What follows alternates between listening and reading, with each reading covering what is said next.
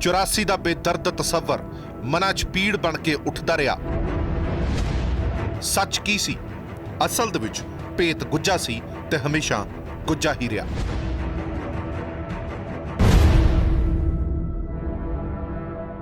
देश की आज़ादी तो बाद पंजाब ते हुई पहली फौजी कार्रवाई नूं 35 साल बीत चुके ने।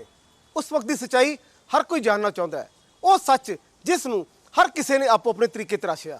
जी हाँ, गल अज तो 35 साल पहला होए ऑपरेशन ब्लू स्टार दी। दहाके बीत गए ते पिछे छड़ गए कई गुज्जे सवाल, जिन्हां उत्ते समय दीयां कहानियां, राजनीतिक बयानबाजियां ते इल्जामां दी धूड़ जमदी गई।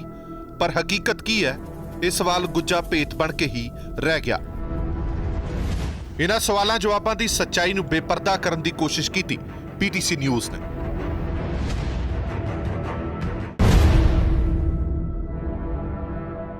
अपनी जिंदगी दी तकाला बैठे की कहते हैं उस समय के अफसर। इस सच्चाई नूं जानने लई पीटीसी न्यूज़ ने की खास पड़ताल, जिस विच कई राज होणगे बेपर्दा। समा 5 ते 6 जून 1984 दी दरमियानी रात। स्थान पंजाब। साका नीला तारा नूं लैके पीटीसी न्यूज़ ਵੱਲੋਂ ਕੀਤੀ ਕੋਖ ਪੜਤਾਲ ਤੋਂ ਕਈ ਗੱਲਾਂ ਸਾਹਮਣੇ ਆਈਆਂ ਜੋ ਸਪਸ਼ਟ ਕਰਦੀਆਂ ਨੇ ਕਿ ਫੌਜ ਦੇ ਪੰਜਾਬ 'ਚ ਦਾਖਲ ਹੋਣ ਤੋਂ ਲੈ ਕੇ ਸ੍ਰੀ ਦਰਬਾਰ ਸਾਹਿਬ ਅੰਮ੍ਰਿਤਸਰ ਤੇ ਹੋਏ ਹਮਲੇ ਤੱਕ ਅਜੇ ਵੀ ਕਈ ਗਲਤ ਧਾਰਨਾਵਾਂ ਪ੍ਰਚਲਿਤ ਨੇ। ਸਿਆਸੀ ਧਿਰਾਂ ਹੋਣ ਜਾਂ ਵਿਸ਼ਾ ਮਾਹਰ, ਉਹਨਾਂ ਵੱਲੋਂ ਕਈ ਤੱਥਾਂ ਨੂੰ ਆਪਣੀ ਸਮਝ ਮੁਤਾਬਕ ਤੋੜ ਮਰੋੜ ਕੇ ਪੇਸ਼ ਕੀਤਾ ਜਾਂਦਾ ਰਿਹਾ ਹੈ। अपनी पड़ताल दौरान असीं उस समय की अफसरशाही नाल गलबात की। हर एक अफसर ने साका नीला तारा नाल जुड़े तत्थां ते नवीं रोशनी पाई, जिस तो बाद उठन लगे वो पर्दे जो हले तक रहे सी नज़रअंदाज। सच्चाई जानन दे लई असीं उस वक्त ਅੰਮ੍ਰਿਤਸਰ ਅਤੇ ਰਾਜਧਾਨੀ ਚੰਡੀਗੜ੍ਹ ਦੇ ਵਿੱਚ ਤੈਨਾਤ ਅਫਸਰਾਂ ਨਾਲ ਸੰਪਰਕ ਕੀਤਾ, ਜੋ ਕਿ ਆਪਣੀ ਜ਼ਿੰਦਗੀ ਦੇ ਇੱਕ ਅਜਿਹੇ ਪੜਾਅ 'ਚ ਨੇ ਜਿੱਥੇ ਸਿਰਫ ਆਰਾਮ ਕਰਨਾ ਹੀ ਰਹਿ ਗਿਆ। ਸੋ ਅਜਿਹੇ ਦੇ ਵਿੱਚ ਮਹਿਸੂਸ ਕੀਤਾ ਜਾਂਦਾ ਕਿ ਉਹ ਸੱਚ ਤੇ ਸਿਰਫ ਸੱਚ ਹੀ ਬੋਲ ਰਹੇ ਨੇ। ਤੱਥ ਸਾਹਮਣੇ ਆਏ ਕਿ ਸਾਕਾ ਨੀਲਾ ਤਾਰਾ ਦੀ ਉਸ ਵਕਤ ਦੀ ਪ੍ਰਧਾਨ ਮੰਤਰੀ ਅਤੇ ਉਸ ਦੇ ਸਹਿਯੋਗੀਆਂ ਦੀ ਗੈਰ ਕਾਨੂੰਨੀ ਕਾਰਵਾਈ ਸੀ, ਜਿਸ ਵਿੱਚ ਪੰਜਾਬ ਸਰਕਾਰ ਨੂੰ ਪੂਰੀ ਤਰ੍ਹਾਂ ਹਨੇਰੇ 'ਚ ਰੱਖਿਆ ਗਿਆ। ਕਾਨੂੰਨੀ ਪ੍ਰਕਿਰਿਆ ਨੂੰ ਛਿੱਕੇ ਟੰਗ ਕੇ ਸੂਬੇ ਨੂੰ ਸਿੱਧਾ ਹੀ ਫੌਜ ਦੇ ਹਵਾਲੇ ਕਰ ਦਿੱਤਾ ਗਿਆ। ਮੈਨੂੰ ਤਾਂ ਲੱਗਿਆ ਸਾਰਾ ਆਪਰੇਸ਼ਨ ਇਲੀਗਲ ਸੀ। Role of the civil administration ਕੀ ਸੀ? I would say virtually zero. ਸਾਰਾ ਕੰਟਰੋਲ ਆਰਮੀ ਕੋਲ ਸੀ। ਉਹ ਤੇ ਮਟੀਰੀਅਲ ਹੈ ਜੀ ਕਿ ਕਿਹਨੇ ਦਸਤਖਤ ਕੀਤੇ, ਕਿਹਨੇ ਚਿੱਠੀ ਲਿਖੀ। ਬਾਅਦ 'ਚ ਪਤਾ ਲੱਗਾ ਹੈ ਕਿ ਪ੍ਰਾਈਮ ਮਿਨਿਸਟਰ ਨੇ ਖੁਦ ਜਨਰਲ ਸੁੰਦਰ ਜੀ ਤੇ ਜਨਰਲ ਬਰਾੜ ਨੂੰ ਬੁਲਾ ਕੇ ਉਹਨਾਂ ਦੀ ਬਰੀਫਿੰਗ ਕੀਤੀ ਹੈ ਤੇ ਉਹਨਾਂ ਨੂੰ ਇਹ ਹੁਕਮ ਦਿੱਤੇ ਨੇ ਦਿੱਲੀ ਦੇ ਵਿੱਚ। ਜਦੋਂ ਗੌਰਮੈਂਟ ਦਾ ਨੋਟੀਫਿਕੇਸ਼ਨ ਹੋ ਜਾਏ ਉਹਦੇ 'ਚ ਐਵਰੀਬਾਡੀ ਉਹਦੇ 'ਚ ਐਕਸੈਪਟ ਕਰਦੇ ਉਸ ਨੋਟੀਫਿਕੇਸ਼ਨ ਨਾਲ। ਜੀ ਇਹ ਜਿਹੜਾ ਫੈਸਲਾ ਹੈ ਜੀ ਸਰਕਾਰ ਦਾ ਉੱਤੋਂ ਦਿੱਲੀ ਦਾ ਜੀ ਮੈਡਮ ਦਾ ਜੋ ਫੈਸਲਾ ਕਰੋਗੇ ਇੰਦਰਾ ਗਾਂਧੀ ਹੋਏ। ਜੋ ਐਕਚੁਅਲੀ ਸੱਚਾਈ ਹੈਗੀ ਸਭ ਨੂੰ ਸੁਣ ਕੇ ਉਹ ਸਾਹਮਣੇ ਆਵੇ, ਔਰ ਉਹਦੇ ਲਈ ਇੱਕ ਟਰੁੱਥ ਕਮਿਸ਼ਨ ਜਿਹੜਾ ਹੈ ਅਪਾਇੰਟ ਕਰਨਾ ਬਹੁਤ ਜ਼ਰੂਰੀ ਹੈ।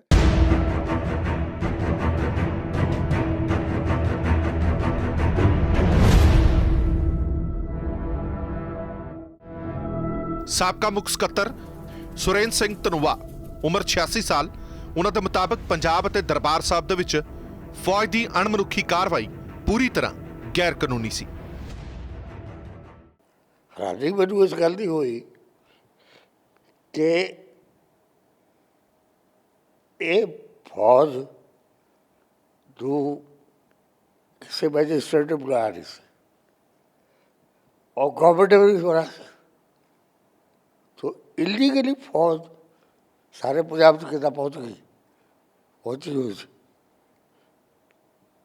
तो होम सैकटरी ने मैंने दसिया बई गवर्नर ने भी रिकमेंड किया सी।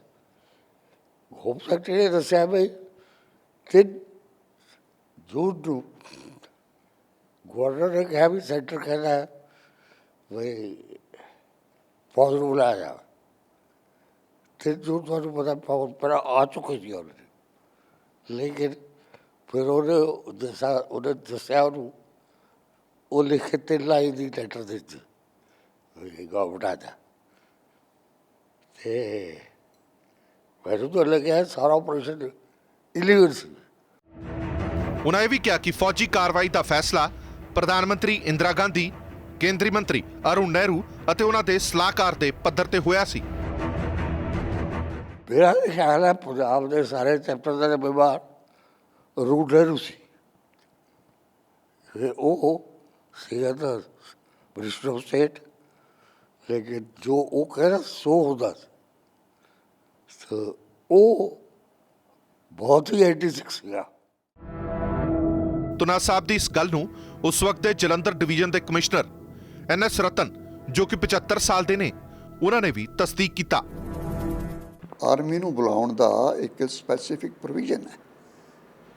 ਨਾਰਮਲ ਸਰਕਮਸਟੈਂਸਿਸ 'ਚ ਜੇ ਜ਼ਿਲ੍ਹੇ ਦੇ ਵਿੱਚ ਆਰਮੀ ਕਾਲ ਕਰਨੀ ਹੈ ਤੇ ਉਹ ਡਿਸਟ੍ਰਿਕਟ ਮੈਜਿਸਟ੍ਰੇਟ ਦੀ ਰਿਕੁਐਸਟ ਹੁੰਦੀ ਹੈ ਕਿ ਉਹ ਪਹਿਲੇ ਰਿਕੁਐਸਟ ਕਰੇਗਾ, ਪਰ ਉਹ ਕਿਸ ਤਰ੍ਹਾਂ ਹੁੰਦੀ ਹੈ? ਡਿਸਟ੍ਰਿਕਟ ਮੈਜਿਸਟ੍ਰੇਟ ਰਿਕੁਐਸਟ ਭੇਜੇਗਾ ਆਪਣੀ ਗਵਰਨਮੈਂਟ ਹੈਡਕੁਆਟਰ ਨੂੰ, ਚੀਫ ਸੈਕਟਰੀ ਨੂੰ। Chief secretary will get in touch with the area commander. Area commander ਨੂੰ ਦੱਸਿਆ ਜਾਏਗਾ, ਉਹਦੀ ਐਡਵਾਂਸ ਟੀਮ ਆਏਗੀ, ਉਸ ਅਸੈਸ ਕਰਨਗੇ ਸਿਚੁਏਸ਼ਨ ਕੀ ਹੈ, ਕਿੰਨੇ ਕੁ ਬੰਦੇ ਚਾਹੀਦੇ ਨੇ। But in this blue star ਦੇਰ ਵਾਜ਼ ਨੋ ਸਚ ਪ੍ਰੋਸੀਜਰ ਫੋਲੋ। ਰਤਨ ਜੀ ਹੋਰਾਂ ਨੇ ਦੱਸਿਆ ਕਿ ਉਸ ਵਕਤ ਦੇ ਜ਼ਿਲ੍ਹਾ ਪ੍ਰਸ਼ਾਸਨ ਅਤੇ ਸੂਬਾ ਸਰਕਾਰ ਨੂੰ ਪੂਰੀ ਤਰ੍ਹਾਂ ਜ਼ੀਰੋ ਕਰ ਦਿੱਤਾ ਗਿਆ ਸੀ। Role of the civil administration ਕੀ ਸੀ? I would say virtually zero. ਸਾਰਾ ਕੰਟਰੋਲ ਆਰਮੀ ਕੋਲ ਸੀ। ਟੈਲੀਫੋਨ ਕਮਿਊਨੀਕੇਸ਼ਨ ਕੋਈ ਨਹੀਂ ਸੀ, ਲਿੰਕ ਕੋਈ ਨਹੀਂ ਸੀ, ਮੈਸੇजेस ਕੋਈ ਨਹੀਂ ਸੀ, ਔਰ ਇਟ ਵਾਜ਼ ਆਲ ਕੰਟਰੋਲਡ।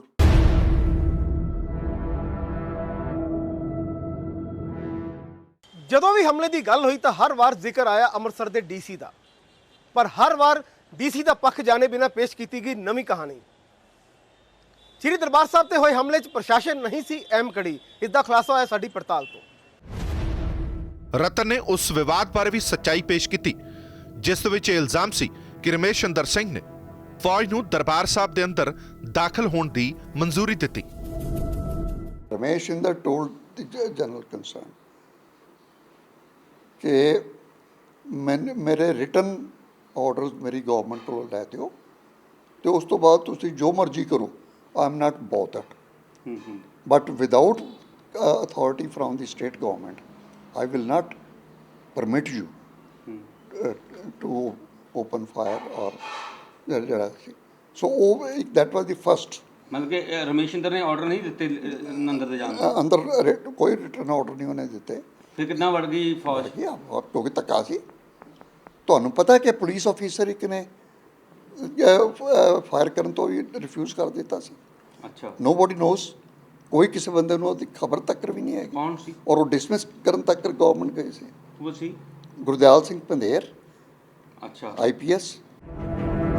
ਉਸ ਵੇਲੇ ਤੇ ਤਤਕਾਲੀ ਦੂਜੇ ਮੁੱਖ ਸਕੱਤਰ KD ਵਾਸੂਦੇਵਾ, ਜੋ ਇਸ ਵਕਤ ਲਗਭਗ 87 ਸਾਲ ਦੇ ਨੇ, ਉਹਨਾਂ ਦੇ ਮੁਤਾਬਕ ਫੌਜ ਦੀ ਕਾਰਵਾਈ ਦਾ ਫੈਸਲਾ ਸਿਰਫ ਤੇ ਸਿਰਫ ਕੇਂਦਰ ਸਰਕਾਰ ਦਾ ਸੀ ਅਤੇ ਪੰਜਾਬ ਦੇ ਗਵਰਨਰ ਨੂੰ ਤਾਂ ਸਿਰਫ ਚਿੱਠੀ ਜਾਰੀ ਕਰਨ ਲਈ ਆਦੇਸ਼ ਦਿੱਤੇ ਗਏ, ਜੋ ਕਿ ਉਸ ਵਕਤ ਦੇ ਗ੍ਰਹਿ ਸਕੱਤਰ ਅਮਰੀਕ ਸਿੰਘ ਪੂਨੀ ਨੇ ਜਾਰੀ ਕੀਤੀ।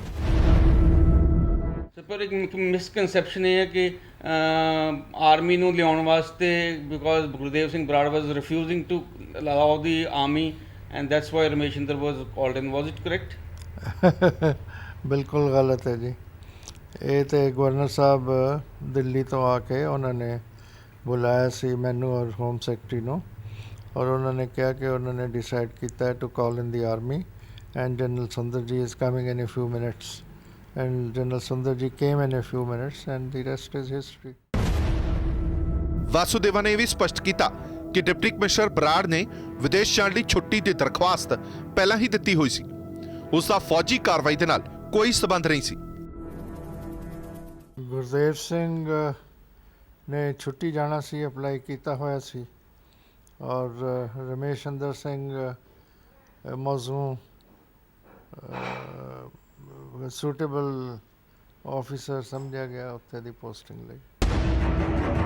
ਉਸ ਵਕਤ ਮੌਕੇ ਤੇ ਤੈਨਾਤ ਬ੍ਰਿਗੇਡੀਅਰ ਓਂਕਾਰ ਸਿੰਘ ਗੁਰਾਇਆ ਨਾਲ ਜਦੋਂ ਸੰਪਰਕ ਕੀਤਾ ਗਿਆ ਤਾਂ ਓਂਕਾਰ ਸਿੰਘ ਨੇ ਸਪਸ਼ਟ ਕੀਤਾ ਕਿ ਫੌਜ ਦੀ ਕਾਰਵਾਈ ਦੇ ਹੁਕਮ ਪ੍ਰਧਾਨ ਮੰਤਰੀ ਇੰਦਰਾ ਗਾਂਧੀ ਤੋਂ ਆਏ ਸਨ, ਇਸ ਦੇ ਵਿੱਚ ਡਿਪਟੀ ਕਮਿਸ਼ਨਰ ਦਾ ਕੋਈ ਰੋਲ ਨਹੀਂ ਸੀ। ਬਾਅਦ ਦੇ ਵਿੱਚ ਪਤਾ ਲੱਗਾ, ਉਸ ਦਿਨ ਤਾਂ ਨਹੀਂ ਪਤਾ ਲੱਗਾ, ਪਰ ਇਹ ਬਾਅਦ ਚ ਪਤਾ ਲੱਗਾ ਹੈ ਕਿ ਪ੍ਰਾਈਮ ਮਿਨਿਸਟਰ ਨੇ ਖੁਦ ਜਨਰਲ ਸੁੰਦਰ ਜੀ ਤੇ ਜਨਰਲ ਬਰਾੜ ਨੂੰ ਬੁਲਾ ਕੇ ਉਹਨਾਂ ਦੀ ਬਰੀਫਿੰਗ ਕੀਤੀ ਹੈ ਤੇ ਉਹਨਾਂ ਨੂੰ ਇਹ ਹੁਕਮ ਦਿੱਤੇ ਨੇ ਦਿੱਲੀ ਦੇ ਵਿੱਚ DC is nobody to allow or not allow. ਜਦੋਂ ਹੁਕਮ ਪ੍ਰਾਈਮ ਮਿਨਿਸਟਰ ਤੋਂ ਆਏ ਨੇ ਤੇ DC can at the most say ਕਿ ਆਈ ਡੋਂਟ ਐਗਰੀ।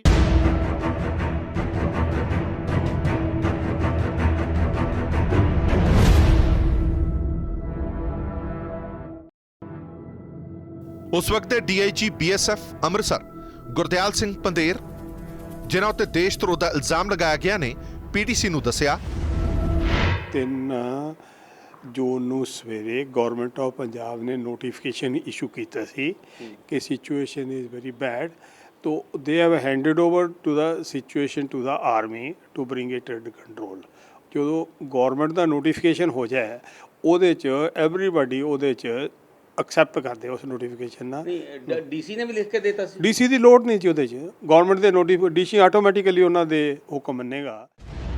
ਪੰਦੇਰ ਹੁਰਾਂ ਨੇ ਫੌਜੀ ਜਰਨੈਲ ਕੁਲਦੀਪ ਸਿੰਘ ਬਰਾੜ ਦਾ ਵੀ ਜ਼ਿਕਰ ਕੀਤਾ। ਜਰਨੈਲ ਸਾਹਿਬ ਨੇ ਮੀਟਿੰਗ ਕੀਤੀ, ਕਿਹੜੇ ਜਰਨੈਲ ਸਾਹਿਬ? ਆਪਣੇ ਜਨਰਲ ਕੁਲਦੀਪ ਸਿੰਘ ਬਰਾੜ ਸੀਗੇ ਮੇਜਰ ਜਨਰਲ, ਹਾਂਜੀ। ਤੇ ਉਹਦੇ ਸੀਗਾ ਜੀ ਉਹ ਸਾਨੂੰ ਕਿ ਜੀ ਆਹ ਸਿਚੁਏਸ਼ਨ ਆ, somebody it's a very very minor surgical operation, it will be over in no time and this thing that thing. ਮੈਂ ਕਿਹਾ ਜੀ ਇਹ it is not a very surgical operation, it will be a pakka big operation because there cannot be better death for a Sikh than to die defending his faith। तो ਪਿੰਡਰਾਂ ਵਾਲੇ ਦਾ 100 ਬੰਦਾ ਪੱਕਾ committed ਹੈਗਾ, ਉਹਨੇ ਤਾਂ ਮਰਨਾ ਹੀ ਮਰਨਾ, ਤੇ 25 ਬੰਦੇ ਤੁਹਾਡੇ ਮਰ ਜਾਏ, ਤੁਸੀਂ ਇਹਨਾਂ ਦਾ ਪਾਣੀ ਕੱਟ ਦਿਓ, ਬਿਜਲੀ no no no it will be over in no time, this is do or die, not to reason why. CRPF ਦੇ ਡੀਆਈਜੀ ਬੀਪੀ ਤਿਵਾਰੀ ਨੇ ਪੇਚੀਦਾ ਹਾਲਾਤਾਂ ਤੇ ਰੌਸ਼ਨੀ ਪਾਉਂਦਿਆਂ ਹੋਇਆਂ ਕਿਹਾ ਕਿ ਵੱਖ-ਵੱਖ ਸੁਰੱਖਿਆ ਏਜੰਸੀਆਂ ਇੱਕ ਦੂਜੇ ਉੱਤੇ ਆਰੋਪ ਲਾਉਂਦੀਆਂ ਸਨ। Well, what normally happens is when a number of agencies are involved and the results are not achieved, natural tendency is to blame one another. And this sort of thing, of course, was there. The CRPF had a feeling that local police was not cooperating and vice versa. I flew to Mount Abu, National Security Academy, to attend a meeting called by the then Prime Minister on the 8th of June, 84. ਉਸ ਵਕਤ ਦੇ deputy commissioner Amritsar Gurdev Singh Brar ਨੇ ਵੀ ਮੰਨਿਆ ਕਿ ਕਾਰਵਾਈ ਦੇ ਹੁਕਮ ਪ੍ਰਧਾਨ ਮੰਤਰੀ ਇੰਦਰਾ ਗਾਂਧੀ ਤੋਂ ਆਏ ਸਨ। ਜਦੋਂ ਮੈਂ ਅੰਮ੍ਰਿਤਸਰ ਡੀਸੀ ਪਹੁੰਚਿਆ, ਉਹਦਾ ਸਪਸ਼ਟ ਸੀ ਕਿ ਪੰਜਾਬ ਦੀ administration right up to the district administration ਨੂੰ ਮੈਨੇਜ ਕਰਨਾ ਉਹ ਸੈਂਟਰ ਦੇ ਇਸ਼ਾਰੇ 'ਤੇ ਹੋ ਰਿਹਾ ਸੀ। ਸਾਡੇ ਨਾਲ ਤਾਂ ਕੋਈ ਪੁੱਛਦਾ ਹੀ ਨਹੀਂ ਸੀ, ਫੈਸਲੇ ਦਾ ਸੈਂਟਰ ਕਰਦਾ ਹੀ, ਦਿੱਲੀੋਂ ਕਿਹਨੂੰ ਕਰਨਾ ਕਿਹਨੂੰ ਭੇਜਣਾ। ਉਹਦਾ ਜਿਹੜੀ ਆਲਰੇਡੀ ਇੰਨੀ BSF ਤੇ CRPF ਉੱਥੇ ਲਾਈ ਵੀ ਸੀ, ਉਹ ਪਤਾ ਨਹੀਂ ਕਿਹਦੀ ਅਥਾਰਟੀ ਉੱਥੇ ਲੱਗੀ ਸੀ। ਉਹਨਾਂ ਇਹ ਵੀ ਕਿਹਾ ਕਿ ਬਾਵਜੂਦ ਵਿਰੋਧ ਦੇ ਸਰਕਾਰ ਨੇ 2 ਜੂਨ ਰਾਤ ਦੇ 9 ਵਜੇ ਅੰਮ੍ਰਿਤਸਰ ਦੇ ਵਿੱਚ ਉਹਨਾਂ ਤੋਂ ਕਰਫਿਊ ਲਗਵਾ ਦਿੱਤਾ। 9 ਵਜੇ ਰਾਤ ਨੂੰ ਟੈਲੀਫੋਨ ਇਹਨਾਂ ਨੇ ਸਾਰੇ ਜਿਹੜੀ ਕਹਿੰਦੇ ਜੀ ਜ਼ਰੂਰ ਲਵਾਓ ਦੀ 2 ਤਰੀਕ ਨੂੰ। ਉਹ ਇਹ ਕੋਈ ਸੈਂਟਰ ਦੀ ਪਤਾ ਨਹੀਂ ਕੀ ਇਹ ਵਿਚਾਰ ਸੀ ਵੀ ਜਿਹੜੇ ਬੰਦੇ ਦਰਬਾਰ ਸਾਹਿਬ ਉਸ ਵੇਲੇ ਚੰਗੇ ਗੁੱਡ ਨੰਬਰ 'ਚ ਆਏ ਹੈ, ਚਾਹੇ ਉਹ ਸ਼ਰਧਾਲੂ ਹੈ ਅਤੇ ਚਾਹੇ ਵਿੱਚ ਉਹਨਾਂ 'ਚ ਕੋਈ ਐਜੀਟੇਟਰ ਹੈ, ਚਾਹੇ ਮਿਸਕ੍ਰੀਐਂਟ ਹੈ, ਉਹਨਾਂ ਨੂੰ ਉੱਥੇ ਹੀ ਉਹਨਾਂ ਨੂੰ ਘੇਰ ਕੇ ਰੱਖਣਾ ਚਾਹੁੰਦੇ ਸੀ। ਉਹਨਾਂ ਇਹ ਵੀ ਕਿਹਾ ਕਿ ਫੌਜੀ ਕਾਰਵਾਈ ਦੇ ਹੁਕਮ ਇੰਦਰਾ ਗਾਂਧੀ ਵੱਲੋਂ ਜਾਰੀ ਕੀਤੇ ਗਏ ਸਨ। ਜੀ ਇਹ ਜਿਹੜਾ ਫੈਸਲਾ ਹੈ ਜੀ ਸਰਕਾਰ ਦਾ ਉੱਤੋਂ ਦਿੱਲੀ ਦਾ ਜੀ ਮੈਡਮ ਦਾ ਜੋ ਫੈਸਲਾ ਕਰੋਗੇ ਇੰਦਰਾ ਗਾਂਧੀ ਹੋਏ। ਸਰਦਾਰ ਗੁਰਦੇਵ ਸਿੰਘ ਦੀ ਥਾਂ ਨਵੇਂ ਆਏ ਡਿਪਟੀ ਕਮਿਸ਼ਨਰ ਰਮੇਸ਼ ਚੰਦਰ ਸਿੰਘ ਨੇ ਸਪਸ਼ਟ ਕੀਤਾ ਕਿ ਫੌਜੀ ਕਾਰਵਾਈ ਦੀ ਅਨੁਮਤੀ ਤਕਨੀਕੀ ਰੂਪ ਦੇ ਵਿੱਚ ਉਸ ਵਕਤ ਦੇ ਗ੍ਰਹਿ ਸਕੱਤਰ ਅਮਰੀਕ ਸਿੰਘ ਪੂਨੀ ਨੇ ਦਿੱਤੀ ਸੀ। ਐਕਚੁਅਲੀ ਫੌਜ ਦੀ ਫਾਰਮਲ ਰੈਕੁਜੀਸ਼ਨ ਜਿਹੜੀ ਹੈ ਉਸ ਸਮੇਂ ਦੇ ਪੰਜਾਬ ਦੇ ਗ੍ਰਹਿ ਸਕੱਤਰ ਸਰਦਾਰ ਅਮਰੀਕ ਸਿੰਘ ਪੁਨੀ ਤੋਂ ਗਵਰਨਰ ਸਾਹਿਬ ਨੇ ਚਿੱਠੀ ਲਿਖਾ ਕੇ KD ਵਾਸੂਦੇਵਾ ਸਾਹਿਬ ਚੀਫ ਸੈਕਟਰੀ ਸੀਗੇ, ਉਹਨਾਂ ਦੀ ਪ੍ਰੈਜ਼ੈਂਸ ਦੇ ਵਿੱਚ ਫੌਜ ਨੂੰ ਭੇਜੀ ਤੇ ਫੌਜ ਨੂੰ ਬੁਲਾਇਆ ਗਿਆ। ਜਿੱਥੇ ਤੱਕ ਮੈਨੂੰ ਪਤਾ ਨਾ ਜੀ SS ਧਨੋਆ ਸਾਬਕਾ ਚੀਫ ਸੈਕਟਰੀ ਸਾਹਿਬ ਨੇ ਇੱਕ ਕਿਤਾਬ ਲਿਖੀ ਹੈ, ਉਹਦੇ 'ਚ ਉਹਨਾਂ ਨੇ ਪੁਨੀ ਸਾਹਿਬ ਦੀ ਚਿੱਠੀ ਵੀ ਕੋਟ ਕੀਤੀ ਹੈ। ਉਸ ਦੇ ਹਿਸਾਬ ਦੇ ਨਾਲ 2 ਜੂਨ ਨੂੰ ਜਿਹੜਾ ਹੈਗਾ ਪੁਨੀ ਸਾਹਿਬ ਤੋਂ ਚਿੱਠੀ ਲਿਖਾਈ ਗਈ। ਬਟ ਇਹ ਸਹੀ ਗੱਲ ਹੈ ਕਿ ਫੌਜ ਪੰਜਾਬ 'ਚ ਪਹਿਲਾਂ ਪਹੁੰਚ ਚੁੱਕੀ ਸੀਗੀ ਔਰ ਐਕਸ਼ਨ ਨਾ ਸਿਰਫ ਇਕੱਲਾ ਦਰਬਾਰ ਸਾਹਿਬ ਹੋਇਆ ਹੈਗਾ, ਕਈ ਹਿਸਟੋਰੀਕਲ ਗੁਰਦੁਆਰਾ ਸਾਹਿਬਾਨ ਦੇ ਵਿੱਚ, ਜਿੱਦਾਂ ਪਟਿਆਲੇ ਜਿਹੜਾ ਹੈਗਾ ਦੁੱਖ ਨਿਵਾਰਨ ਹੋਇਆ, ਆਨੰਦਪੁਰ ਸਾਹਿਬ ਹੋਇਆ, ਮੁਕਤਸਰ ਹੋਇਆ, ਇਹ ਹੋਏ ਨੇਗੇ। ਪਰ ਕਿਤੇ ਵੀ ਕਿਸੇ ਵੀ ਡਿਸਟ੍ਰਿਕਟ ਮੈਜਿਸਟ੍ਰੇਟ ਵੱਲੋਂ ਫੌਜ ਰੈਕੁਜੀਸ਼ਨ ਨਹੀਂ ਹੋਈ ਪੰਜਾਬ 'ਚ। ਉਹਨਾਂ ਇਹ ਵੀ ਕਿਹਾ ਕਿ 1978 ਤੋਂ ਪੰਜਾਬ ਦੇ ਵਿੱਚ ਤੈਨਾਤ ਸਨ ਅਤੇ ਇਹ ਕਹਿਣਾ ਬਿਲਕੁਲ ਠੀਕ ਨਹੀਂ ਕਿ ਉਹਨਾਂ ਨੂੰ 1984 ਦੇ ਵਿੱਚ ਹੀ ਅੰਮ੍ਰਿਤਸਰ ਲਗਾਇਆ ਗਿਆ। ਮੈਂ ਪੰਜਾਬ 'ਚ ਸਨ 1978 ਅਗਸਤ ਦੇ ਵਿੱਚ ਆ ਗਿਆ ਸੀ। ਮੇਰੀ ਪਹਿਲੀ posting as additional deputy commissioner Faridkot ਸੀ। ਸਿਮਰਨਜੀਤ ਸਿੰਘ ਮਾਨ ਮੇਰਾ ਗਵਾਂਢੀ ਸੀ, ਉੱਥੇ ਐਸਐਸਪੀ ਸੀ। ਉਦੋਂ ਬਾਅਦ ਮੈਂ ਏਡੀਸੀ ਸੰਗਰੂਰ ਸਰਵ ਕੀਤਾ, ਉਦੋਂ ਬਾਅਦ ਜੁਆਇੰਟ ਸੈਕਟਰੀ ਐਜੂਕੇਸ਼ਨ ਰਿਹਾ, ਤੇ ਉਦੋਂ ਬਾਅਦ ਮੇਰੀ ਲਾਸਟ ਪੋਸਟਿੰਗ ਸੀਗੀ director rural development and panchayat. ਉਸ ਪੋਸਟਿੰਗ ਦੇ ਦੌਰਾਨ ਫਿਰ ਮੈਨੂੰ ਸਾਲ ਇੱਕ ਰਿਹਾ ਮੈਂ ਉਸ ਪੋਸਟ ਤੇ। ਮੈਂ ਅੰਮ੍ਰਿਤਸਰ, ਇਹਨਾਂ ਦੀ ਛੁੱਟੀ ਜਾਣ ਦੀ ਵਜ੍ਹਾ ਕਰਕੇ ਅਪ੍ਰੈਲ 'ਚ ਮੈਨੂੰ ਕਿਹਾ ਗਿਆ ਕਿ ਮਈ 'ਚ ਜਾ ਕੇ ਤੁਸੀਂ ਅੰਡਰ ਸਟੱਡੀ ਕਰੋ। ਵਾਰ-ਵਾਰ ਉੱਠਦੇ ਸਵਾਲਾਂ ਨੂੰ ਠੱਲ ਪਾਉਣ ਦੇ ਲਈ ਟਰੁੱਥ ਕਮਿਸ਼ਨ ਦੀ ਵੀ ਮੰਗ ਉੱਠੀ। ਇਹ ਮੰਗ ਕਿਉਂ ਉੱਠੀ ਅਤੇ ਇਸ ਤੇ ਤਤਕਾਲੀ ਡੀਸੀ ਰਮੇਸ਼ ਇੰਦਰ ਸਿੰਘ ਦਾ ਕੀ ਹੈ ਪ੍ਰਤੀਕਰਮ, ਇਹ ਵੀ ਜਾਣਨ ਦੀ ਸੀ ਕੋਸ਼ਿਸ਼ ਕੀਤੀ।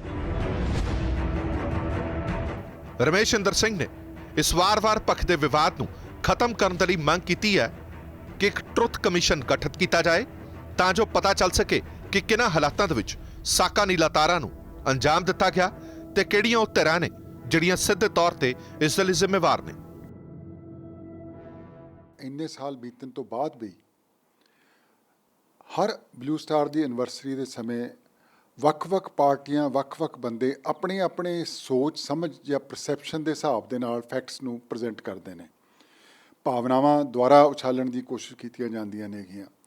ਇਹ ਸਾਰੀ ਚੀਜ਼ ਦਾ ਇੱਕ ਕਲੋਜ਼ਰ ਹੋਣਾ ਚਾਹੀਦਾ ਹੈਗਾ, ਔਰ ਕਲੋਜ਼ਰ ਤਦੇ ਹੋਏਗਾ ਜੇ ਇੱਕ ਫਾਈਨਲ ਸੱਚਾਈ ਜਿਹੜੀ ਹੈਗੀ ਹੈ, ਤੁਹਾਡੀ ਜਾਂ ਮੇਰੀ ਸੱਚਾਈ ਨਹੀਂ, ਜੋ ਐਕਚੁਅਲੀ ਸੱਚਾਈ ਹੈਗੀ ਸਭ ਨੂੰ ਸੁਣ ਕੇ ਉਹ ਸਾਹਮਣੇ ਆਵੇ।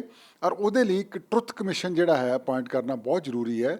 ਇੱਕ ਸੁਪਰੀਮ ਕੋਰਟ ਦੇ ਲੈਵਲ ਦੇ ਜੁਡੀਸ਼ੀਅਲ ਜਿਹੜੀ ਹੈਗੀ ਹੈ ਉਹਦੀ ਸਾਰੀਆਂ ਧਾਰਾਵਾਂ ਦਾ ਐਵੀਡੈਂਸ ਲਿਆ ਜਾਵੇ ਤਾਂ ਕਿ ਕਿਹਦਾ ਕੀ ਰੋਲ ਰਿਹਾ, ਅੱਤਵਾਦੀਆਂ ਨੇ ਕੀ ਕੀਤਾ, ਐਕਸ਼ਨ ਕੀ ਹੋਇਆ, ਆਪਰੇਸ਼ਨ ਕੀ ਹੋਇਆ, ਵੱਖ-ਵੱਖ ਲੀਡਰਾਂ ਦਾ ਕੀ ਰੋਲ ਸੀਗਾ, ਅਫਸਰਾਂ ਦਾ ਕੀ ਰੋਲ ਸੀਗਾ, ਇਹ ਇੱਕ ਵਾਰ ਬਿਲਕੁਲ ਕਲੋਜ਼ ਹੋ ਜਾਏ ਚੈਪਟਰ ਜਿਹੜਾ ਹੈ। ਸੋ ਜੂਨ 1984 ਦਾ ਮਹੀਨਾ ਜਦੋਂ ਆਉਂਦਾ ਹੈ, ਸਿੱਖ ਹਿਰਦੇ ਵਲੂੰਦਰੇ ਜਾਂਦੇ ਨੇ। ਅੱਖਾਂ ਸਾਹਮਣੇ ਉਹ ਤਸ਼ੱਦਦ ਅਤੇ ਸ੍ਰੀ ਅਕਾਲ ਤਖਤ ਸਾਹਿਬ ਦੀ ਬੇਹੁਰਮਤੀ ਅੱਖਾਂ ਦੇ ਸਾਹਮਣੇ ਆ ਜਾਂਦੀ ਹੈ, ਜੋ ਉਸ ਵੇਲੇ ਦੀ ਕੇਂਦਰ ਸਰਕਾਰ ਦੀ ਗਿਣੀ ਮਿੱਥੀ ਸਾਜ਼ਿਸ਼ ਦਾ ਸ਼ਿਕਾਰ ਹੋਈ।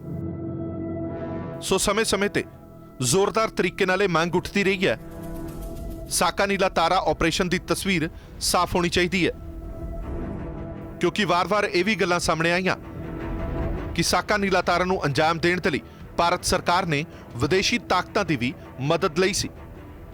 ਸੋ ਇਹਨਾਂ ਸਾਰੇ ਚਸ਼ਮਦੀਦਾਂ ਦੇ ਬਿਆਨਾਂ ਤੋਂ ਬਾਅਦ ਇੱਕ ਗੱਲ ਬਿਲਕੁਲ ਸਾਫ਼ ਹੋ ਗਈ ਹੈ ਕਿ ਇਹ ਸੋਚੀ ਸਮਝੀ ਵਿਉਂਤਬੰਦੀ ਸੀ ਜੋ ਕਿ ਉਸ ਵੇਲੇ ਦੀ ਪ੍ਰਧਾਨ ਮੰਤਰੀ ਇੰਦਰਾ ਗਾਂਧੀ ਵੱਲੋਂ ਘੜੀ ਗਈ ਸੀ ਅਤੇ ਸੂਬਾ ਸਰਕਾਰ ਦੇ ਹੱਕਾਂ ਨੂੰ ਪੂਰੀ ਤਰ੍ਹਾਂ ਅਣਗੌਲਿਆਂ ਕਰ ਮਦੋਲਦਿਆਂ ਹੋਇਆਂ ਇਸ ਕਾਰਵਾਈ ਨੂੰ ਅੰਜਾਮ ਦਿੱਤਾ ਗਿਆ।